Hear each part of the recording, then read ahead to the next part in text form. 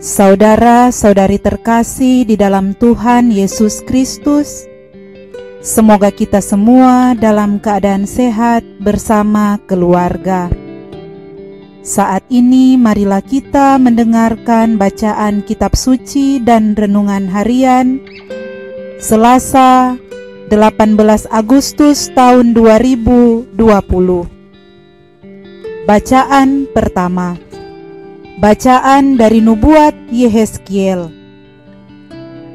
Tuhan bersabda kepadaku, "Hai anak manusia, katakanlah kepada Raja Tirus, beginilah sabda Tuhan Allah. Engkau telah menjadi tinggi hati dan berkata, Aku adalah Allah. Aku duduk di takhta Allah di tengah-tengah lautan. Padahal engkau itu manusia, bukan Allah. Walau hatimu menempatkan diri sama dengan Allah. Memang hikmatmu melebihi hikmat Daniel. Tiada rahasia yang tersembunyi bagimu. Dengan hikmat dan pengertianmu engkau memperoleh kekayaan. Emas dan perak kau kumpulkan dalam perbendaharaanmu. Karena engkau sangat pandai berdagang, engkau memperbanyak kekayaanmu, dan karena itu engkau jadi sombong. Oleh karena itu, beginilah sabda Tuhan Allah. Karena hatimu menempatkan diri sama dengan Allah, maka sungguh aku membawa orang asing melawan engkau, yaitu bangsa yang paling ganas. Mereka akan menghunus pedang melawan hikmatmu yang terpuja dan menajiskan semarakmu. Mereka akan menurunkan dikau ke liang kubur, dan engkau akan mati seperti orang mati terbunuh di tengah lautan. Apakah engkau masih akan mengatakan di depan pembunuhmu, Aku adalah Allah? Padahal bagi para penikahmu, engkau adalah manusia, bukan Allah. Engkau akan mati seperti orang tak bersunat, dibunuh oleh orang asing. Sebab akulah yang mengatakannya. Demikianlah sabda Tuhan. Syukur kepada Allah. Bacaan Injil. Inilah Injil Yesus Kristus menurut Matius. Dimuliakanlah Tuhan. Yesus bersabda kepada murid-muridnya, Aku berkata kepadamu, sungguh sukar sekali bagi orang kaya untuk masuk ke dalam kerajaan surga.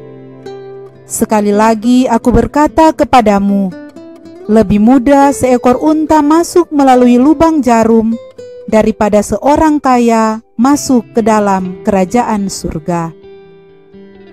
Mendengar itu, gemparlah para murid dan berkata, Jika demikian, siapakah yang dapat diselamatkan? Yesus memandang mereka dan berkata, Bagi manusia hal ini tidak mungkin, tetapi bagi Allah segala sesuatu mungkin. Lalu Petrus berkata kepada Yesus, Kami ini telah meninggalkan segala sesuatu dan mengikuti Engkau. Jadi apakah yang akan kami peroleh? Kata Yesus kepada mereka, Aku berkata kepadamu, sungguh pada waktu penciptaan kembali, apabila anak manusia bersemayam di takhta kemuliaannya, kalian yang telah mengikuti aku akan duduk juga di atas 12 takhta untuk menghakimi ke-12 suku Israel. Dan setiap orang yang demi namaku meninggalkan rumahnya, saudara-saudarinya, bapa atau ibunya, anak-anak atau ladangnya, akan menerima kembali 100 kali lipat dan akan memperoleh hidup yang kekal. Tetapi banyak orang yang terdahulu akan menjadi yang terakhir, dan yang terakhir akan menjadi yang terdahulu. Demikianlah Injil Tuhan. Terpujilah Kristus. Saudara-saudari terkasih, renungan kita di saat ini diberi judul Kaya boleh, sombong jangan. Siapakah orang yang tidak ingin menjadi kaya, khususnya mempunyai harta kekayaan yang berlimpah-limpah? Seandainya tidak kaya pun, orang tetap ingin serba berkecukupan, apalagi bisa menjadi kaya. Dalam bacaan kita hari ini menyinggung soal mentalitas orang kaya yang menjadi sombong. Nabi Yehezkiel menyampaikan sabda Allah yang mengkritik Raja Tirus yang begitu tinggi hati karena merasa paling bijaksana, paling pandai, paling mumpuni, dan paling sukses sebagai seorang raja. Bahkan Raja Tirus sendiri merasa bahwa dirinya adalah Allah.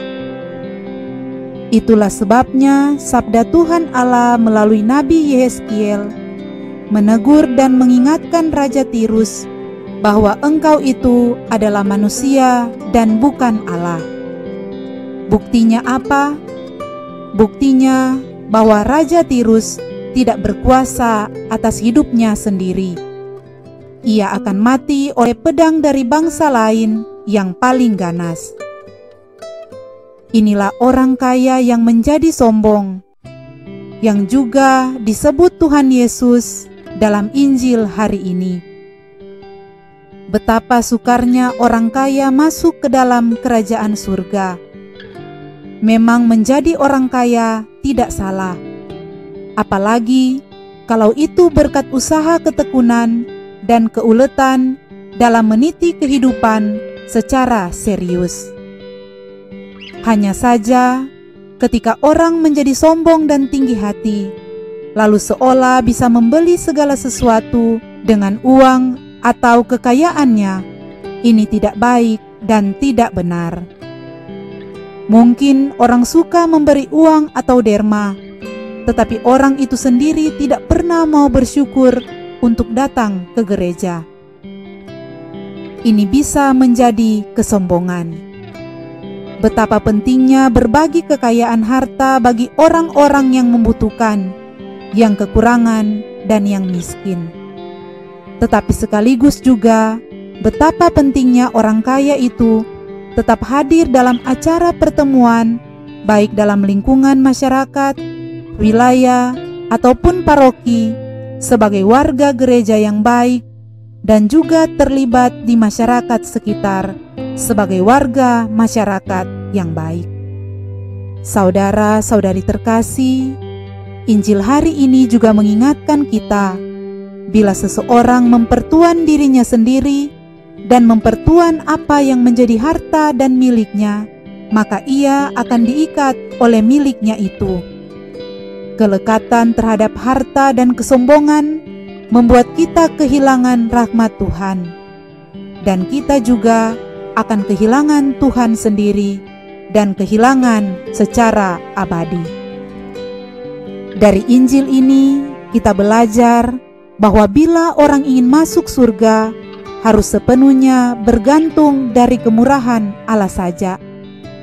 Ikatan kekayaan dan kesombongan membuat orang semakin susah untuk menerima rahmat dan rezeki dari Tuhan. Di posisi seperti inilah, ketika kita bergantung dari kemurahan Allah saja, maka kita hanya akan mengandalkan rahmat-Nya untuk selamat, dan tidak ada jalan lain selain menerima dan mengakui kuasa Tuhan.